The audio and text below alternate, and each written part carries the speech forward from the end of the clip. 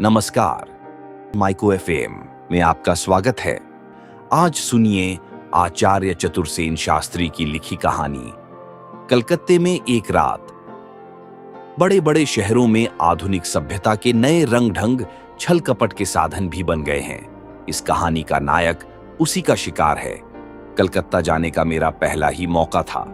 मैं संध्या समय वहां पहुंचा और हरिसन रोड पर एक होटल में ठहर गया। होटल में जो कमरा मेरे लिए ठीक किया गया उसमें सब सामान ठिकाने लगा। थोड़ी देर मैं सुस्ताया, फिर स्नान कर चाय पी, कपड़े बदल एक नजर शहर को देखने बाहर निकला। बरसात के दिन थे। अभी कुछ देर पहले पानी पड़ चुका था। ठंडी हवा के झोंके मन को हरा कर रहे थे। चलने को तैयार होकर मैं कुछ क्षण तक तो होटल के बरामदे में खड़ा होकर बाजार की भीड़ भाड़ चहल पहल देखने लगा। गगनचंबी अट्टालिकाएं, प्रशस्त सड़कें, उन पर पागल की भांति धुन बांधकर आते जाते मनुष्यों की भीड़, मोटर, ट्राम गाड़ी, ये सब देखकर मेरा दिल घबराने लगा। मैं खड़ा होकर सोचने लगा, आखिर यहां मन में कैसे शांति उत्पन्न हो सकती है। अंधेरा हो गया था, परंतु बाजार बिजली से जगमगा रहा था। कहना चाहिए, बाजार की शोभा दिन की अपेक्षा रात ही को अधिक प्रतीत होती है। जो दुकानें अभी दिन के प्रकाश में सुस्त और अंधकारपूर्ण थीं, इस समय वे जगमगा रही थीं। ग्राहकों की भीड़ भाड़ के क्या कहने थे, किसी को पलक मारने की फुर्सत न थी। कुछ देर बाजार की यह बहार देखकर मैं नीचे उतरा। होटल के नीचे ही एक पान वाले की बड़ी शानदार दुकान थी। दुकान छोटी थी, पर बिजली के 3 प्रकाश से जगमगा रही थी। सोडे की बोतलें, सिगरेट, पान सजे धरे थे। सोने के वर्क लगी गिलौरियां चांदी की तश्तरी में रखी थीं। मैं दुकान पर जा खड़ा हुआ। एक चवन्नी थाल में फेंककर 2 बीड़ा पान लगाने को कहा। दुकानदार पान बनाने लगा और मैं सामने लगे कदे आदम आईने में अपनी धज देखने लगा। पान और रेजगारी उसने मेरे हाथ में दिए। मैंने पान खाए और एक दृष्टि हथेली पर धरे हुए पैसों पर डालकर उन्हें जेब में डालने का उपक्रम करता हुआ ज्यों ही मैं दुकान से घूमा कि एक गौरवर्ण, सुंदर, कोमल हाथ मेरे आगे बढ़कर फैल गया। मैं चलते चलते ठिठक कर ठहर गया। मैंने पहले उस हाथ को, फिर उस सुंदरी नवोढ़ा को ऊपर से नीचे तक देखा। वह सिर से पैर तक एक सफेद चादर लपेटे हुए थी। चादर कुछ मैली जरूर थी, परंतु भिखारियों जैसी नहीं। उसने अपना मुख भी चादर में छिपा रखा था। सिर्फ 2 बड़ी बड़ी आंखें चमक रही थीं। आंखें खूब चमकीली और काली थीं। उनके ऊपर खूब पतली कोमल भौहें और उनके ऊपर चांदी के समान उज्ज्वल, साफ, चिकना ललाट। चिकने और चूंघर वाले बालों की एकाध लट उस पर खेल रही थी। यद्यपि एक प्रकार के भद्दे ढंग से अपने शरीर को उस साधारण चादर में लपेट रखा था, परंतु उसमें से उसकी सुडौल देह यष्टि और उत्फुल्ल यौवन फूटा पड़ता था।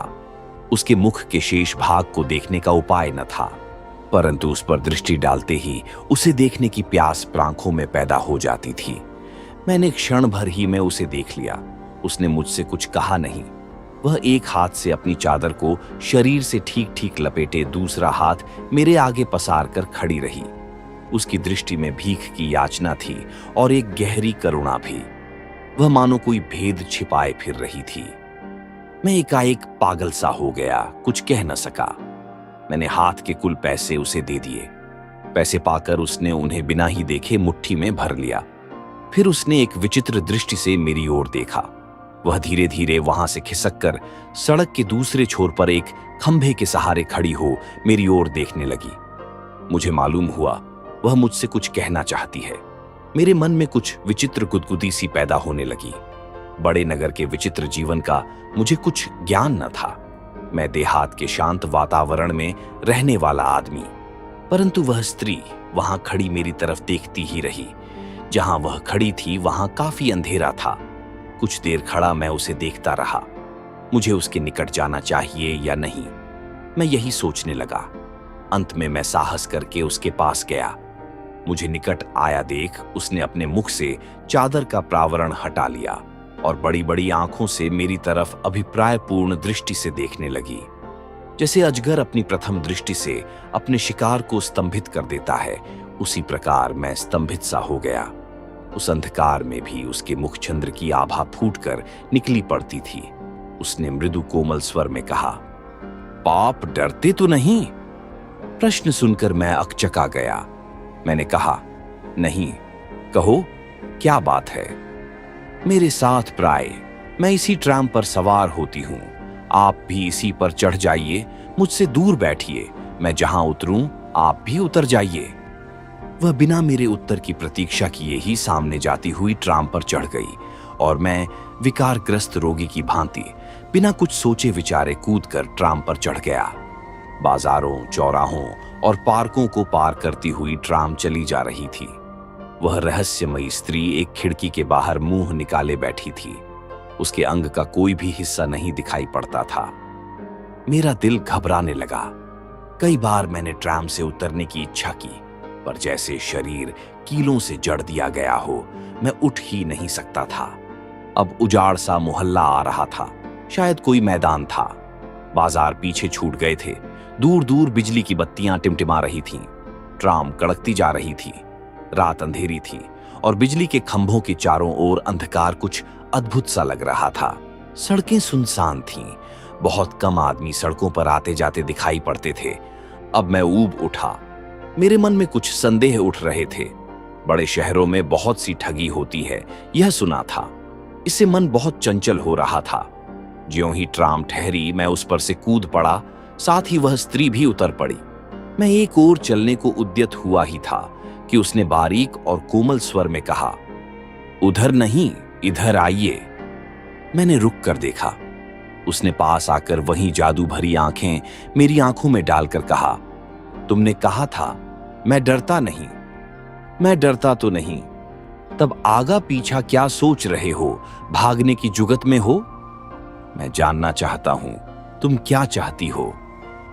क्या यहां खड़े खड़े आप मेरा मतलब जानना चाहते हैं? अनजाने मैं कहीं जाना नहीं चाहता। तब यहां तक क्यों आए? तुम कौन हो?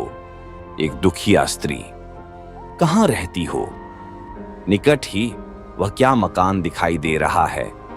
उसने सामने एक साधारण घर की ओर संकेत किया। वहां और कौन है?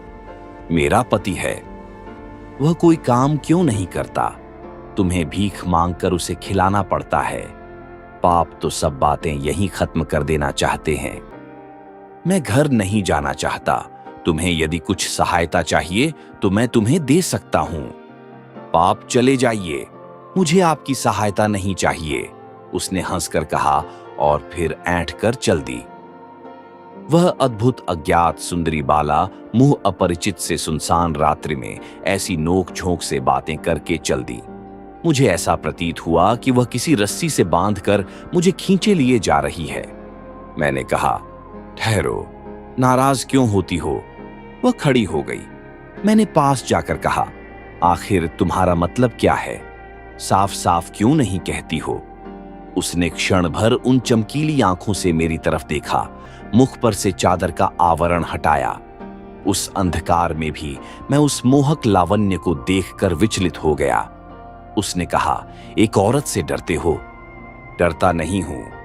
तब चले आयो। वह बिना मेरा मत जाने ही चल दी। मैं मंत्र मुग्ध की भांति उसके पीछे चल दिया।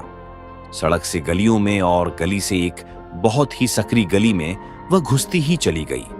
अंत में एक मकान के द्वार पर जाकर उसने कुछ संकेत किया।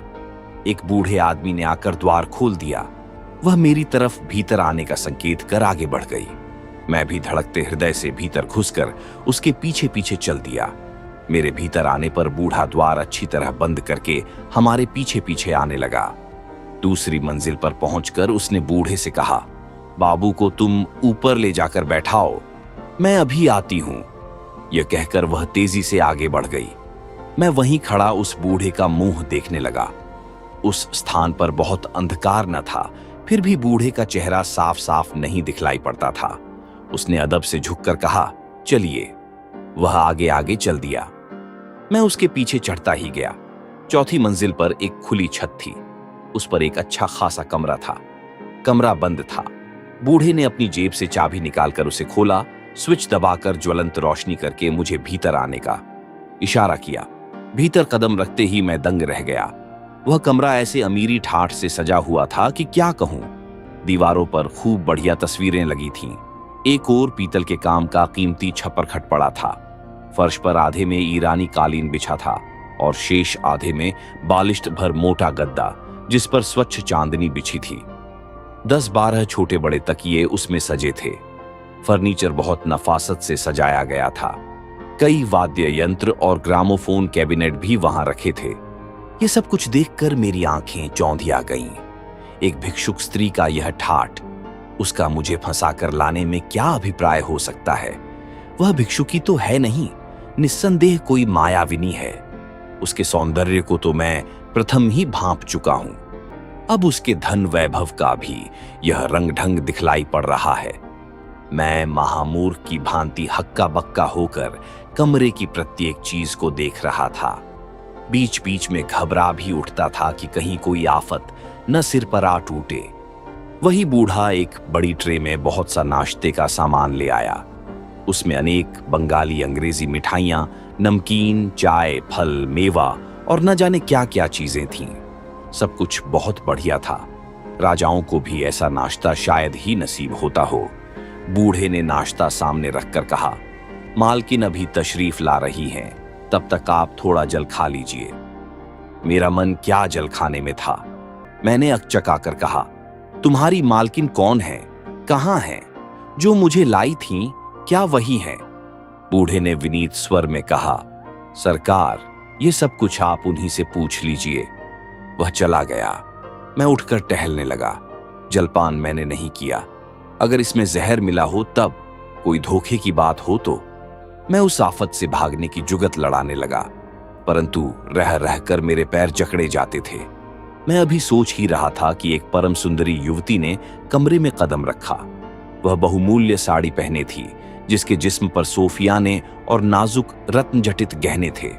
वह मुस्कुराती आई और मेरे पास मसनद पर बैठ गई। उसके रूप की दोपहरी मुझसे सही न गई। मेरी आंखें चौंधियाने लगीं। वह रूप और यौवन, ऐश्वर्य और मादकता, मेरे होश उड़ गए। उसने वीणा विनिंदित स्वर में कहा, आपको बहुत देर इंतजार करना पड़ा। आप शायद नाराज हो गए। क्यों? वह हंस दी। मैं हंस न सका। मेरे मन में उसे देख वासना तो दीप्त हो गई थी, पर मैं बुरी तरह घबरा रहा था। इस मायाजाल के भीतर क्या है, मैं जानने को छटपटा रहा था। वह और मेरे निकट खिसक आई। उसने उसी भांति हंसकर कहा, आपने नाश्ता भी नहीं किया और अब बोलते भी नहीं। इसका सबब? उसने एक तीखे कटाक्ष का वार किया। मैंने देखा और समझा वही है, परंतु इसका क्या कारण हो सकता है कि यह अद्भुत स्त्री इस प्रकार भिखारिणी बनकर लोगों को फांस कर ले आती है? मैंने उससे पूछा। तब वहां आप ही थीं। कहां? बाजार में, और मेरे साथ भी? वाह, वहां मैं क्यों होने लगी? वह हंस दी। उसकी प्रगल्भता बढ़ रही थी और वह अधिकाधिक मेरे निकट आ रही थी। उसने निकट पाकर स्निग्ध स्वर में कहा, आप शायद मेरी दासी की बात कह रहे हैं। यदि वह आपकी दासी थी तो क्या आप कृपा कर मुझ पर यह भेद खोल सकेंगी कि किस कारण आप इस प्रकार जाल में फांस फांस कर लोगों को घर में बुलाती हैं? मेरी बात सुनकर वह एकदम उदास हो गई। उसने आंखों में आंसू भरकर कहा, आपको यदि कुछ ज्यादा कष्ट हुआ हो तो आप जा सकते हैं। मैंने तो आपको एक धर्मात्मा आदमी समझकर इस आशा से कष्ट दिया था कि एक दुखिया अबला का कष्ट आप दूर करेंगे, परंतु मर्द जैसे सब हैं वैसे ही आप भी हैं। वह सिसकियां लेने लगी। मैं बहुत लज्जित हुआ। वास्तव में मैंने बहुत रूखी बात कह दी थी। मैंने कहा, आपको इतना क्या दुख है? मुझसे कहिए तो मैं अपनी शक्ति भर उसे दूर करने का उपाय करूं। इस पर मुझे विश्वास कैसे हो? उसने आंसुओं से भीगी हुई पलकों को मेरी ओर उठाकर कहा। उस दृष्टि से मैं विचलित हो गया। मैंने कहा, यद्यपि ये मेरी आदत नहीं, फिर भी मैं कसम खाने को तैयार हूं। उसके होठों पर मधुर मुस्कुराहट फैल गई। उसने कहा, अब मुझे विश्वास हो गया। इतने ही में वही बूढ़ा एक ट्रे में शराब की एक बोतल, गिलास और कुछ नमकीन ले आया। शराब से यद्यपि मुझे परहेज न था, परंतु उस समय मैंने शराब पीने से साफ इनकार कर दिया। इस पर उसने बड़े तपाक से कहा, बस तो इसी पर आप कसम खा रहे थे? आपने अगर पहले कभी नहीं पी है तो मैं जिद नहीं करती, परंतु यदि पीते हैं तो शौक कीजिए। गरीबों की आखिर कुछ चीज तो मंजूर फरमाइए। उसने इस अंदाज से यह बात कही और बोतल से शराब उंडेलकर मेरे मुंह में लगा दी कि मैं कुछ भी न कह सका। गले में शराब से सिंचन पाकर मैंने मन में उत्तेजना का अनुभव किया। मैं अपनी परिस्थिति को भूल गया। धीरे जब मेरी आंख खुली तो मैंने अपने को अपने होटल के कमरे में पलंग पर पड़ा पाया। धीरे धीरे मैंने आंखें खोली। प्रातःकाल की धूप खिड़की से छनकर कमरे में आ रही थी। मेरा सिर चकरा रहा था और शरीर में बड़ा दर्द था। कई मिनट तक मैं बिना हिले डुले पड़ा रहा, जैसे शरीर का सत्य निकल गया हो। धीरे धीरे मुझे रात की सब घटना स्मरण हो पाई।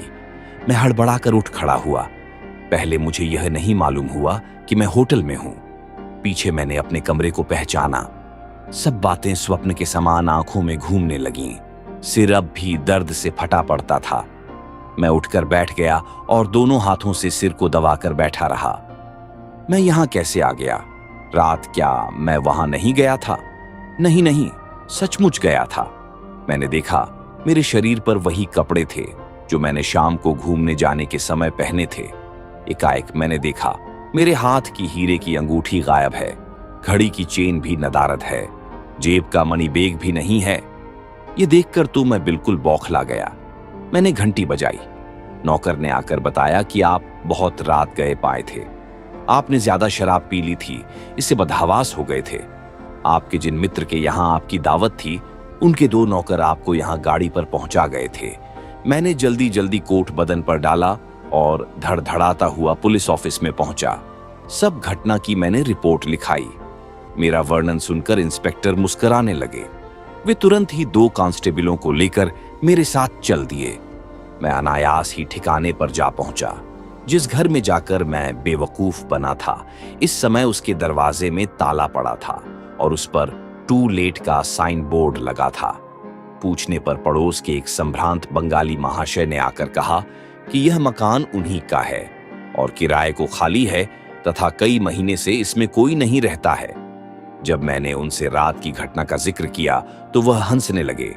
उन्होंने कहा, बाबू का दिमाग फिर गया है, आप किसी दूसरे मकान में आए होंगे। वे हाथ का नारियल पीते हुए भीतर चले गए। हम लोग कोई सुराग न पाकर चले आए। लगभग 2,500 के नोट और जवाहरात के अलावा मेरे बहुत कीमती कागजात भी गायब हो गए थे। वे सब उसी दिन मुझे अदालत में पेश करने थे। उसी काम से मैं कलकत्ता गया था। मुझे कोर्ट में यह देखकर आश्चर्य हुआ कि उनमें से कुछ जरूरी कागजात प्रतिपक्षी वकील की फाइल में है और उनसे मेरे विरुद्ध सबूत जुटाया जा रहा है। कहना न होगा, वह 40,000 का मुकदमा मैं उन कागजों को गंवाकर उसी तारीख को हार बैठा। उसी दिन मैंने कलकत्ता त्यागा। घर आकर बहुत कोशिश उस भेद को खोलने की पर शोक, कुछ पता न चला। इस प्रकार कलकत्ते की वह एक रात मेरे जीवन में एक काल रात बन गई। धन्यवाद। ऐसे ही कहानियों को सुनने के लिए सब्सक्राइब करें माइको FM को।